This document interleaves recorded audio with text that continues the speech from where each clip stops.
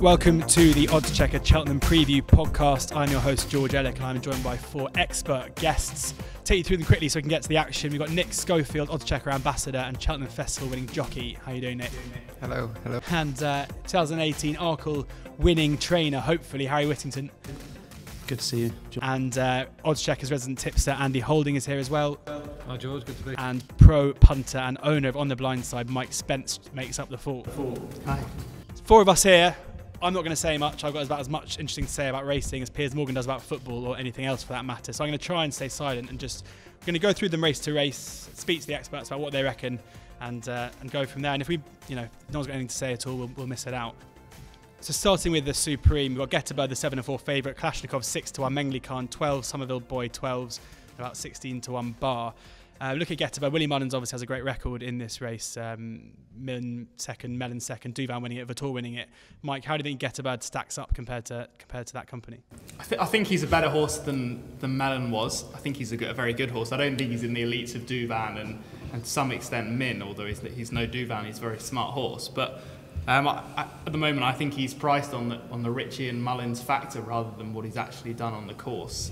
He won well last time. The time wasn't electric. But at the same time, he couldn't have done any more than he did. I mean, I think it looks a weak Supreme. I don't think there's a star in there, so he's not going to have to be Duvan level to win the race, I don't think. But I think there's a few in there that could step up, and I don't think it's going to be a formality by any sense of the thing. Who are you eyeing up as being ones that he could come into? Well, to be fair, my main bet of the week was going to be Clayman taking Forgan until he flopped last time out. I think first time out, I think he was 25 lengths faster from the 4-pole to the finish than the very good mare's hurdle on the card at Newbury that day. And then at Ascot last time, the time before his last run, he jumped like a champion hurdler, he travelled like a champion hurdler. I thought he was an absolute, I thought he just had to turn up in the Supreme the way it was looking, but he went up to Musselburgh and, things, they didn't go right. He didn't travel like he can do, he didn't even jump like he can do. Yet to really hear any reason of why he did flop that day, but he's still on course for the Supreme, they say. I mean, if he was back to his best, he's certainly the one to beat for me. Kalashnikov sets a good standard. I mean, I'd like to have seen him travel slightly better in the Betfair hurdle, but the way he saw it out certainly was taking. I can't have Somerville Boy and Mengley Khan myself. I just don't think. Even though Somerville Boy beat, has form over and his last run over Kalashnikov? I think so, yeah. I mean, his form at Cheltenham before then wouldn't be good enough to win a Supreme, and I just the way that Kalashnikov travelled through the Tolworth, it was clear he was hating that ground. I think he just wants better ground. He's a very fast horse, Kalashnikov. I think he's talented. Yeah, unless it was a real bog, which is highly unlikely, I can't see Kalashnikov finishing behind Somerville Boy with a clear run, really. And Andy, it's an interesting one. I know you're very keen on your speed figures, and I think that in kind of novice hurdle company, it's always interesting because you're trying to compare apples and pears really sometimes with the Irish form and the English stuff. Yeah. How do you see this panning out? It's funny that because Mike was saying that he hadn't got particularly good time for Getabird, and yet I did. I got a very good time for Getabird when he won in Punchestown. Certainly on a par with Vettel, historically anyway, Min and Duvan. Virtually the same, really. This is the overall time, not sectionals. If you want to go into the realms of sectionals, well, then it's a different ball game. The one thing I will say about Getabird, he's a relentless galloper, and he stays further. He almost, I think, gone back to 2 miles by default. I think they thought he was a 2.5 mile horse. That was how they panned out his season. But he showed so much speed in the Moscow Flyer. I think they've had a change of heart, and particularly now Sam Crow's going down the other route. He's kind of opened up this division quite nicely. I don't think it's a particularly strong 2 mile division this year. I think certainly this side of the Irish Sea is, I wouldn't say substandard, but we haven't got any superstars, let's say. So I think he's a worthy favourite on what he's done. He's quite a big boned horse. He hits the ground quite hard. That would be my only reservation if they were to get good ground in the going description, but given all the snow and the forecast for next week is going to go mild and we're going to get some rain, I think it will ride on the soft side, and that will definitely help him coming down the hill.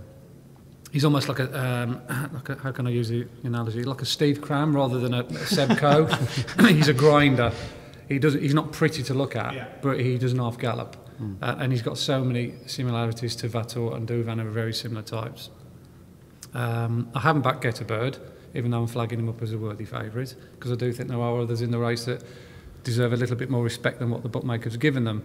Paloma Blue is one that I put up on Oddschecker a few weeks ago, Henry de Bromhead's.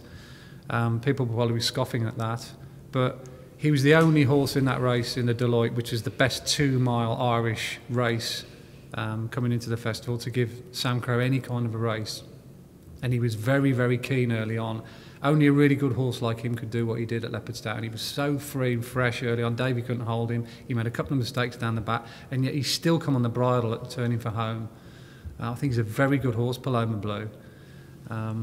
Interesting. 16 to 1 Paloma Blue is best price pretty much across the board. Yeah, and if you're just using a horse as a guide, Impact Factor, who Get a Bird beat the time before, well, Paloma Blue dished out a similar beating to Impact Factor at Leopardstown on his previous run. I'm not saying he's going to win Paloma Blue, but I do think he'll be there or thereabouts, because he's got a high cruising speed, he jumps well, and I think the big field on better ground, because I don't think he's been really liking the Irish heavy ground, will really suit him. Away from that, then obviously we have to respect Harry's horse if he runs, because we'll get on to him. I thought it was a really good run behind Harry Fry's horse at Kempton.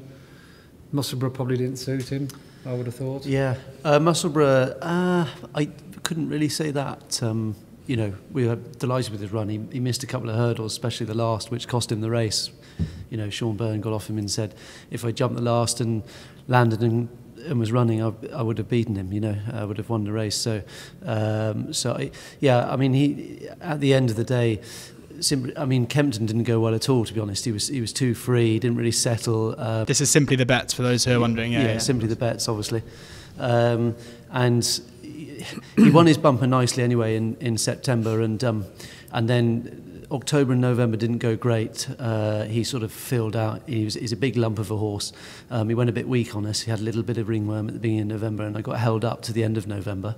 And he ran a great race there. It turned into a bit of a test against Lost in Translation, and we've now figured out the way that we need to ride him, which is the way we rode him at Musselburgh, and you know, and obviously that's where all the improvement came from. So you know, obviously that was a great run with Clayman taking Forgan, who was probably not his best. But at the same time, you know, we were just happy to see our horse back on track and, you know, showing on the track what he does at home, because at home he is a very, very talented horse, very good workhorse. I still think that he's going to be a much stronger horse next year, and he's probably, you know, not ready to go and, you know, run or win a Supreme this season, you know, but the way he's ridden and he's very talented, and if Sean Byrne gets the same tune out of him, which I'm sure he will, you know, he'll be ridden off the pace, and, you know, if they get racing early and if there's a bit of a collapsing pace, he might just, you know, fall into a place. You know, I think he'll run in the first half if of the field.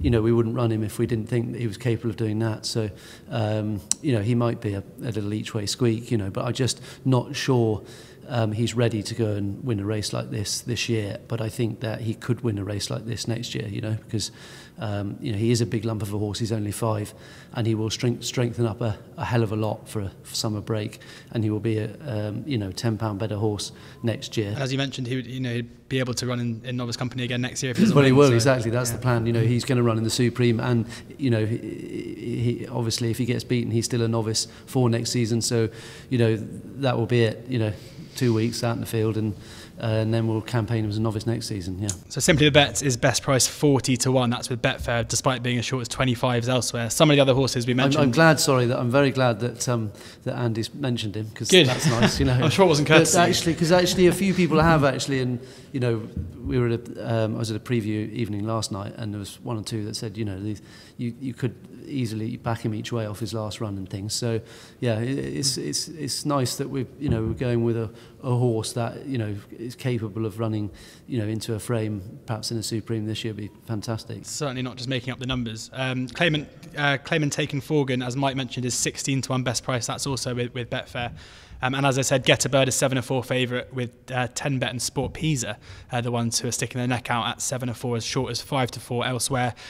Nick, anything to add to that for the Supreme? The boys have covered it very, very well, but as in previous years, you know, the Irish, English form, how do you sort of judge it? But the Irish have come out on top, and I was hugely impressed at Leopardstown, the way Gettysburg just come around the bend and draw clear, and although he's unproven on this better ground, you know, he's the most logical one watching visually that's been the most impressive. I was mightily impressed by Kalashnikov, the way I was on a good 130 off of Harry Fry's in Misterton, jumping 2 out, you know, there was a grueling race, and I looked across, and the way Jack come past me, you know, it suggests he didn't go past like a 140 horse, you know, he's probably a solid 150, 155 horse, and I know Amy Murphy's in the paper saying it'd be better for better ground, but he seemed to relish that heavy ground at Newbury, and so ground conditions shouldn't be a problem to him, and he's certainly, from the English point of view, I think he stands above, and the Tolworth can always be a funny race, and I don't think you can take the form too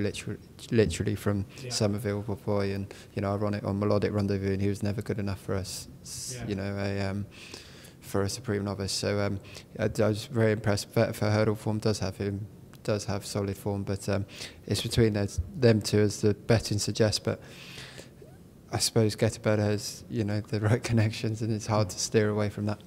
Interesting. We went to go and see Amy Murphy last week in Newmarket, so keep your eye out for the videos there. And it was interesting going down to the gallops, you know, with her. And everyone in Newmarket asking her how Kalashnikov's doing, and she was saying that because, you know, not very often Newmarket has Cheltenham fancies, so the whole town is basically taking him under their wing. So fingers crossed for Amy, fingers crossed for Harry too. Look out, there'll be a video about Simply the Bets coming out that Oddschecker made as well when we went to go and see you too. Moving on now to the Arkle, and whilst we all have our fingers firmly crossed for you, Harry, for Simply the Bets, I think this is where it gets really interesting. St Calvados is 11-2, third favourite for the Arkle, and what a kind of 8 weeks it's been for this unbelievable horse. Yeah, quite unbelievable for all of us as well. Like, connected with the horse and Andrew and Kate Brooks and all of Andrew's team. You know, it's been, you know, a roller coaster of excitement, and yeah, we're, you know, touching wood, crossing fingers and everything else. He seems in great form at home, so, you know, we're looking forward to it. I was pretty annoyed. I saw after the Kingmaker quotes of 8-1 around, and when I checked the next morning, they were all gone, and it's now basically 5s across the board, which is a blow because I missed the boat. Is he still a big price at that? I don't know. I think personally that on, you know, bare form, he's, you know, he is just a 5-year-old at the end of the day, isn't he? But a very talented one at that. But anyway, you know, we'll see. But we'll ask these guys, maybe without their rose-tinted glasses, to assess whether or not he's still a bet at 11-2. What do you reckon, Mike? I think he's probably overpriced at 11-2 without trying to say that he's necessarily the one to beat. I mean, I don't think there's an awful lot between the top three in the market. It's probably more where I'm coming from. He was electric at Warwick. I mean, the time that was so much better furlong to furlong than any other horse on the card that day. I think he was 15.2 seconds and nothing else on the card was going less than 16. I mean, it stacks up very well. There was a very good handicap on the card that day, albeit over slightly further. This is still furlong for furlong. I mean, Footpad sets a very good standard. He does. It's very hard to knock him. He was very impressive last time out, and Petit Mouchoir's sure to improve from that. Whether he can turn around the form is, you know, that's another question to itself. How ready was he? He's certainly talented enough to turn it around, isn't it? It's whether or not he jumps, you know. But he is a very, you know, obviously he was always beat Footpad in his hurdle races, didn't he? And you know, it looks a superb Arkle. To be fair, I think, you know, 8 weeks ago it looked like Footpad was a bit of a banker, and now I know personally we could do with an easier Arkle, couldn't we? Yeah, we could. Why do we want it to be easy? Pick the hardest one. Andy, how do you reckon that, you know, the form of St Calvados and Footpad stack up against each other? They're very difficult to assess in total comparison. Obviously, I've got my time figures to give me some kind of guide. Footpad by quite considerable margin is the quickest Irish 2-mile novice, which is stating the flaming obvious. It's quite interesting, really, looking at the dynamics of the horse, and now they've changed Petit Mouchoir and Footpad and Sco Royal for that matter. They all ran in last year's champion hurdle, and there wasn't a great deal between them. Footpad was obviously usually a hold-up performer that liked to come through off the pace. Actually ran him over 3 miles, didn't they, towards the back end of the year at Punchestown. And yet, since he's gone over fences, he's blazed the trail. He likes to get on with it. That seems to be his run style. But that's also Petit Mouchoir's run style. That's when he's at his best. And Footpad got Petit Mouchoir out of his comfort zone at Leopardstown. I was there that day, and they went a right gallop past me in front of the stands. And that's when Petit Mouchoir's mistakes began to creep in. People have come to the conclusion, Petit Mouchoir had he's bound to be better for the run, blah, blah, blah.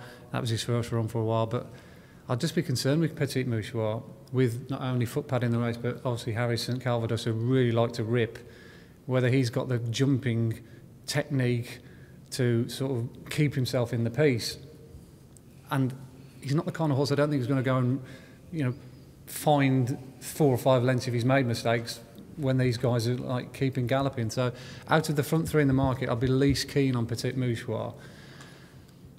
Without no riding tactics and who's going to do what, that first half mile is how the blueprint of the race is going to work out. It's all right sitting here and say, well, this horse is better than him, he's 4 lengths better than him. But whoever jumps those first 3 or 4 fences gets into a good rhythm and gets the confidence up.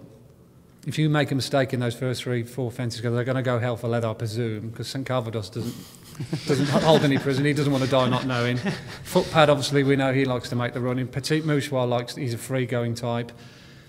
Anything could happen in those. Sounds to me like it's set up for something off the pace. Well, this is it. The way I'm looking at it here, if I was going to have a bet in the race, I haven't had a bet at the moment, but I do think Sco Royale is the kind of horse that will just creep in behind the speed. He likes a fast pace. His Henry VIII time was very fast. His jumping's good enough, isn't it? He's very held slick up and kind of, just tip away doing his own 15 thing to 2 and then come there, He reminds me of very promising, back in the day, David Nicholson's horse. He's not overly big, he's not scopy, he doesn't look like a chaser, but he's a much better chaser than he was a hurdler, because he gets over his fences really slick.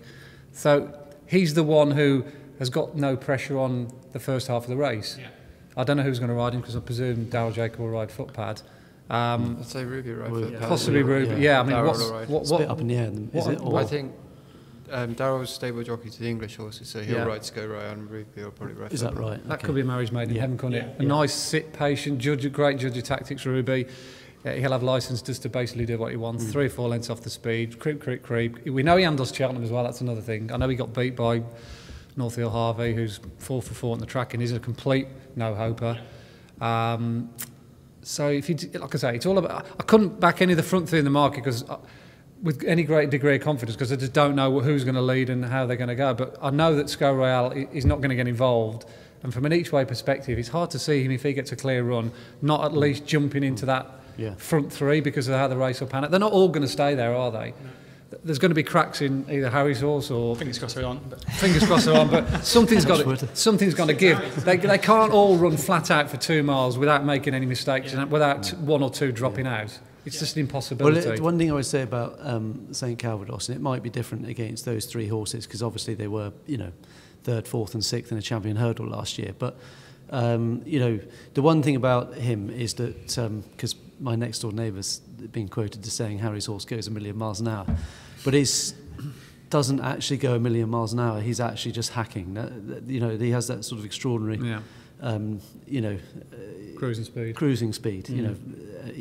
Natural speed whereby he's sort of in 3rd gear rather than at the end of the day, he hasn't been flat out yet, but those sort of types of horses probably will take him on, and he will have to go quicker than what he has been going potentially. There's an interesting market that Betfair have got of without Footpad. Looking at those kind of other horses around there, Petit Mouchoir 15 to 8, St Calvados 11 to 4, Sco Royale 100 to 30. Maybe one for your gritty each way multis there as well. Well, basically you've got 4 places there, haven't you? So if some firms go 7 to 200 to 30 on the day, quarter the odds, it's almost like a free bet, isn't it? Unless he hits the floor. You almost need the MPH on the front 3 in the market, don't you? How fast can Footpad St Calvados run in the first half mile of a race? Obviously, we can do sectionals. We can work out. He's done 20 seconds between that fence and that fence.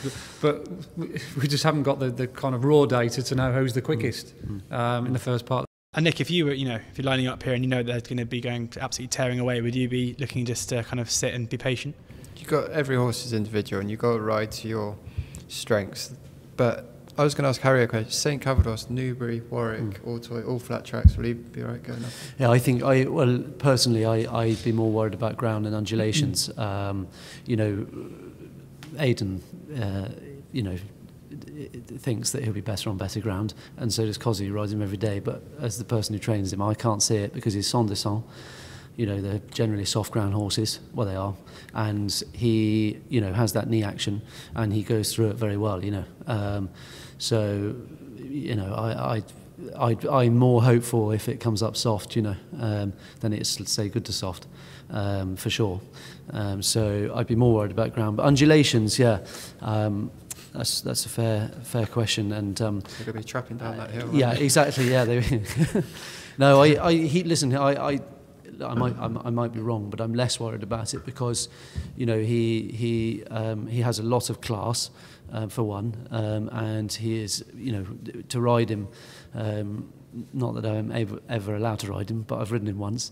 You know, he is just, you know, one of those horses just so well balanced. You know, he's just, you know, he's so light on his feet, and he's just for a big horse, he's just, you know, extremely well balanced, and I think he'll be fine. I think if I don't step in, we're going to just turn into the St Calvados podcast. So I think we better move on now because we've got a lot of races to get through. And looking now at the Ultima handicap chase, we will approach these handicaps, I think, in a way where if anyone's got anything to say or any horses to flag up, we'll go for it. If not, we'll kind of skip through it. So anyone want to propose a case for any of these here?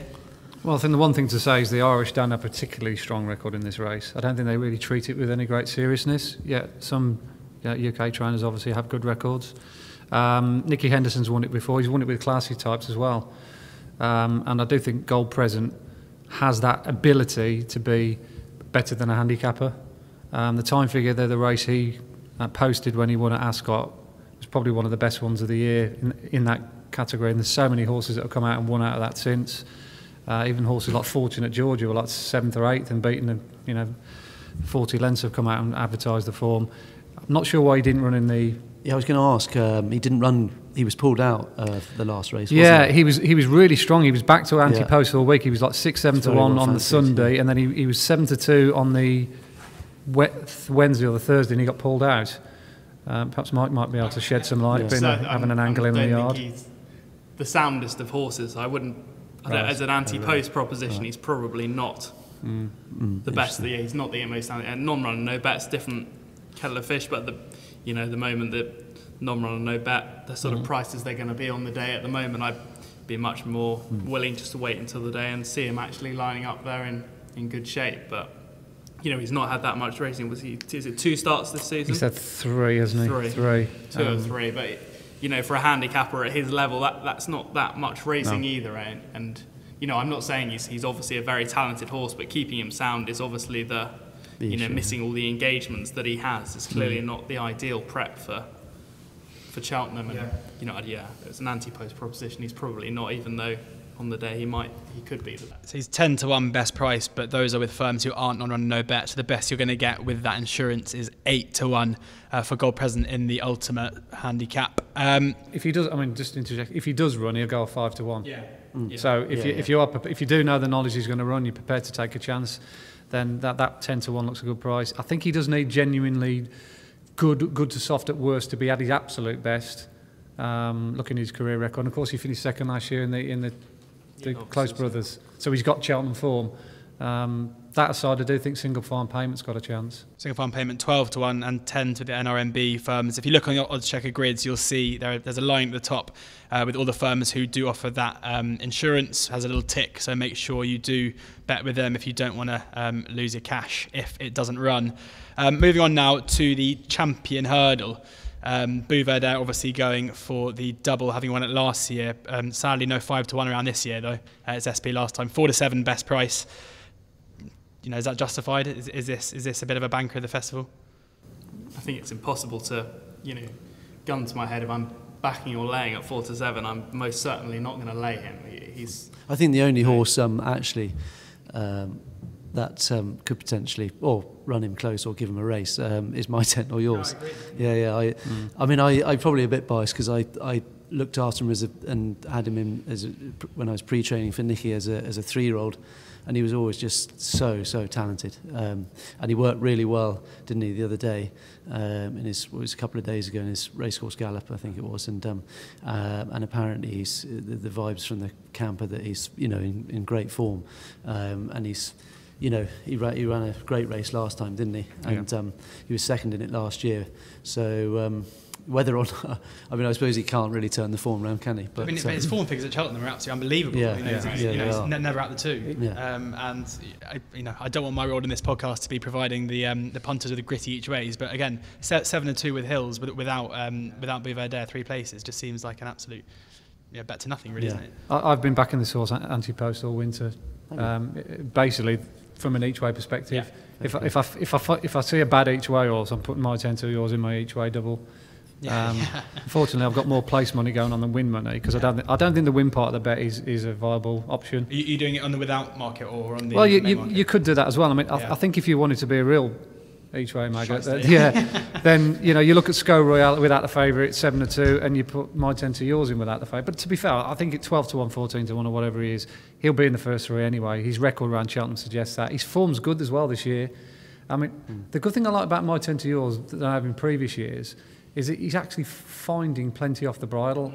Yeah, he's a better horse now, isn't he, almost, because he's more like relaxed and professional. Absolutely, yeah. He's become a better horse since he was a younger horse, I mean, don't think...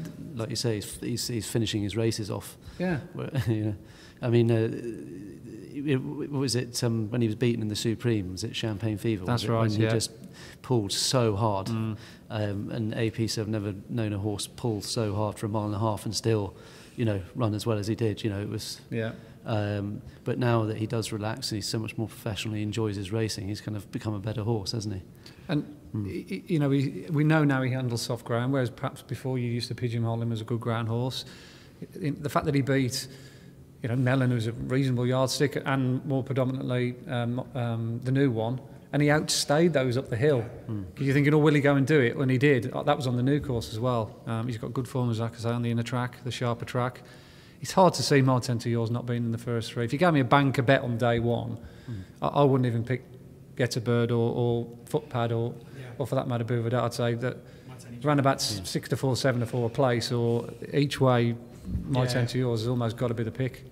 It's interesting that, and also, looking at the field as well, I think if you told us 18 months ago that we'd have a champion hurdle with Faheen at 13-2, York Hill at 12s, Mellon at 16s, and Wicklow Brave all in the betting at 20s, you'd have been told you were crazy. But this is where we are at the moment. I mean, how many of them do you expect to get there? Can we see a turnaround of form from any of these Mullins horses that seem to have slightly dropped off? York Hill's the interesting one. Yeah, York Hill. If you do non-runner, no bet, I think he's 10-1. I mean, he's never been beaten at the Cheltenham, never been beat at the festival, 2 from 2. I mean, the obvious question mark is his form this year, but with Duvan, it's obviously a question mark around him. But with Min going for the champion chase and Underso going for the Ryanair, I find it hard to think that he won't go for the champion. Obviously, you've got non-run no bet anyway, but if he turns up in the champion hurdle, he's not going off 10-1. No. He's an extraordinary talented horse. The speed natural speed that he's got, to win the JLT and beat top-notch Politolog, I can't remember who, Disco and all the others in that race. The way he did last year, and he won the Neptune as well. There's a novice hurdler. Right? I mean, he's a very talented horse. He's got to put it together. But if there was one horse that might give Bouverdere a fright, it's potentially York Hill on his day. Interestingly, I've just spotted, and this seems almost too good to be true, that Paddy Power 11-2, no bet without the Fav, which I think looks quite interesting. I think I'm seeing Mike's eyes slightly light up. It's interesting. Yeah, he's probably not on each way bet. I mean, if he gets there, though, that's not going to hang around, is it? No, that's not going to be there. Non-run, no bet. I mean, the thing is, he's been so out of form this year that you wouldn't want to be taking a chance. I wouldn't want to be backing him each way. I mean, I'd probably rather back him win only at double figures. He's not going to go off double figures, and if he's back to his best, he does have a very solid chance. And we spoke earlier, Nick, and you said that taking no chances, that Bouverdere was your napper the first day. And obviously I'm a jockey and not allowed to bet, so this each way malarkey. I'm just going for the winner. The one you'd most like to ride. Yeah, and just the obvious winner, Bouverdere. He's only 7. You mentioned my 10 years. He's an 11-year-old, 14-10. They're getting on for a champion hurdle, from my opinion. And Bouverdere's done nothing wrong. Jumps awesome, travels well. It'll be a matter of Barry just tracking the pace. He'll pull him out, turning in, and he'll jump the last. And for me, like, I don't think it's a vintage champion hurdle. You know, if Forheen was good, but you can't go there with any confidence from... It's a bit of a Galacticos champion hurdle, isn't it? Kind of big names, but at the moment it's not really the race it should be. For me, like, I'm picking the winner and Beaver there, and the rest, you know, you're looking to sort of pick up the pieces. I can see him winning by 5 lengths, personally. Can we see any of the runners at bigger prices? We've mentioned all the ones, the kind of the main ones. Anyone else? Not unless Buvadere is well below his best, yeah.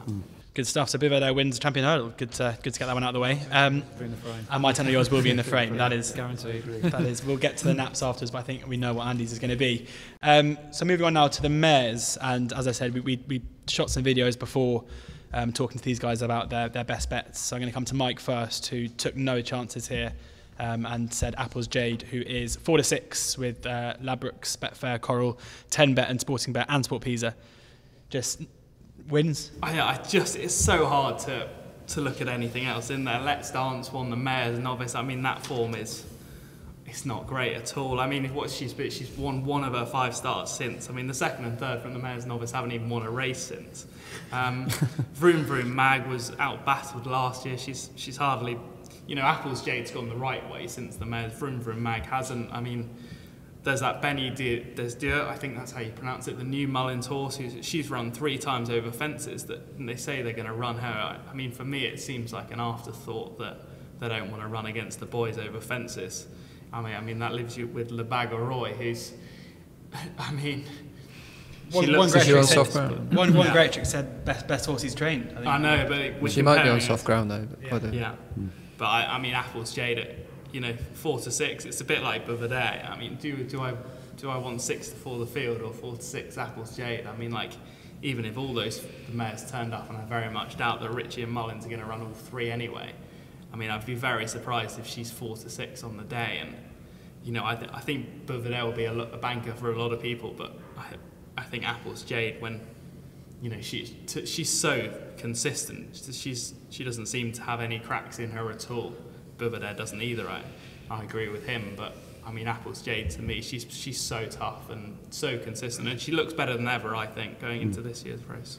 Sounds like we're going to have a repeat of 2017 on day one here at Cheltenham with Apple's Jade and Buvadere going in. Does anyone here fancy taking on Apple's Jade? There'll always be a different approach for me. We don't know what race Le Bagarroy is going to run in, do we? She could go for the stairs. Because you wouldn't give it away. We were in a conference a couple of days ago. What was it? But yeah, I mean, she is talented, isn't she? So if she turned up, she'd give her a race, wouldn't she? But I mean, I love training mares. I really enjoy it, and she is, if I was to train one horse that's not one of my 3. At the festival, it would be her, because I just think she's awesome. Yeah, she's been fantastic, hasn't she? What a race last year that was as well. Unbelievable over the last. And when she won at Aintree as a juvenile, that was just awesome. She is incredible mare. She must have some constitution.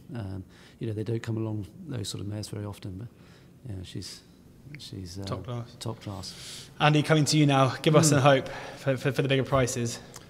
Well, I think you mentioned the one most likely to run well, if she does run, that's Le Bagarroy.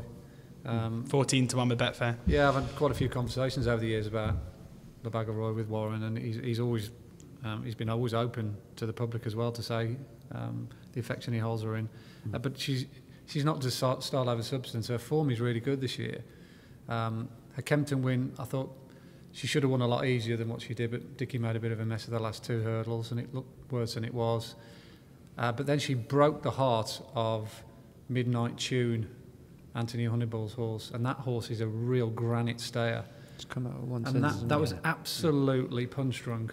It's good form, isn't it? Was it Ascot? Was it? Yes. Yeah. Ascot. The 2 of them went hell for leather down the back, and Midnight Tune came under pressure and just completely and utterly faded at the back of the TV, and subsequently she's won.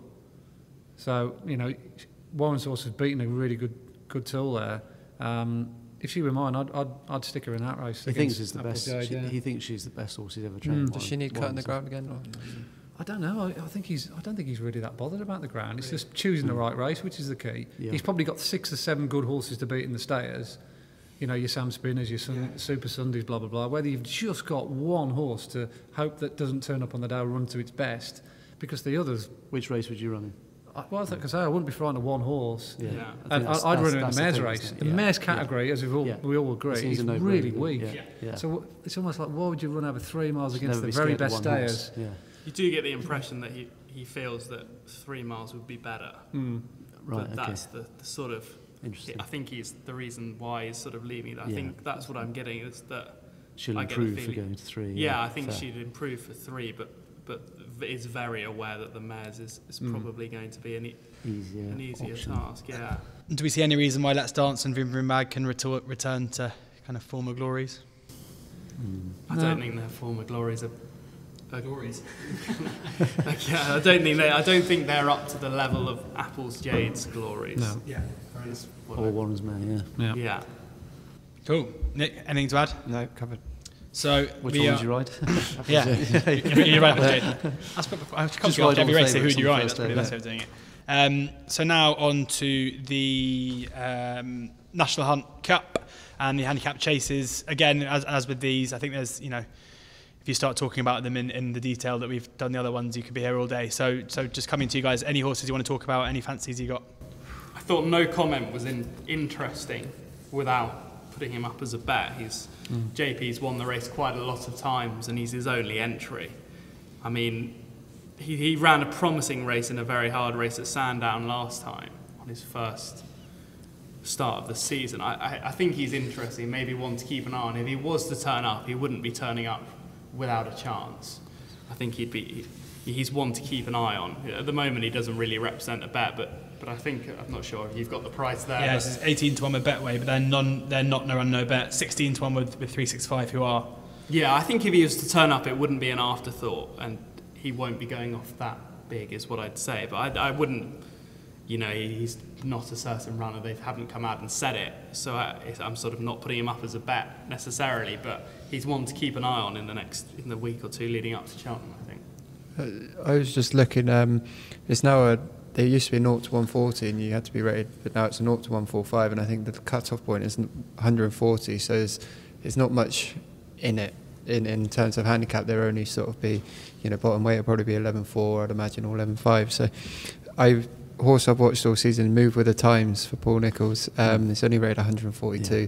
He was well fancied going into the Supreme last year, didn't make it for an injury or, and it's been running against a lot of the novices this year. Jumping sort of was a bit novicey to begin with, but there's no doubt Paul would have, in racing terms, schooled the brains out of it.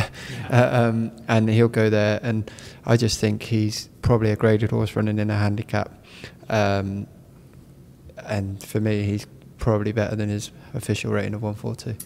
He is 10 to 1 again with Betway, but non-run no bet is 8 to 1. And that is for the last race of the day, the novice handicap chase. The producer's looking at me tapping his watch, so we better finish up here. But anything to add before we just get on to the naps? I can pass on a good strong message for the plotting shed there. 7 to 1, that is favourite for the final. Yeah, final he's race. been very well backed by connections. I do know they do fancy him. They think they've got a well handicapped horse there. Apparently he's had some kind of wind surgery and he had... Hope it's been declared. He's had stomach ulcers as well. That's another one to put in the race card. He's had stomach ulcers which have been treated. But he's forming... I mean, he's run against some very, very good horses over hurdles and his chase form's not bad either. I think he chased down Presenting Percy at Galway on his debut and he got beat at 2 lengths. And this has been the plan all season. The only problem with my Move with the Times is he's jumping. He keeps jumping to the left. He always seems to put in an extra stride. It's almost as if he's feeling something. They've had problems with his back or whatever, but he'd have to improve in the jumping department to win a race of that nature. But he is talented, we know that. Perfect. So that comes to the end of day one. I'm just going to come around quickly. I don't need your explanations. I think you already would have given them to me, but let's just go around and start with Nick. What's your nap for the day? Bouvet there for Nick. Harry? St Calvados on soft ground. Shock. St Calvados. Andy? My 10 to yours each way in the champion. And Mike? Apple's Jade. There you go. There you have it. Make sure you listen to Wednesday, Thursday and Friday's podcasts. They'll all be up at the same time, so tune in.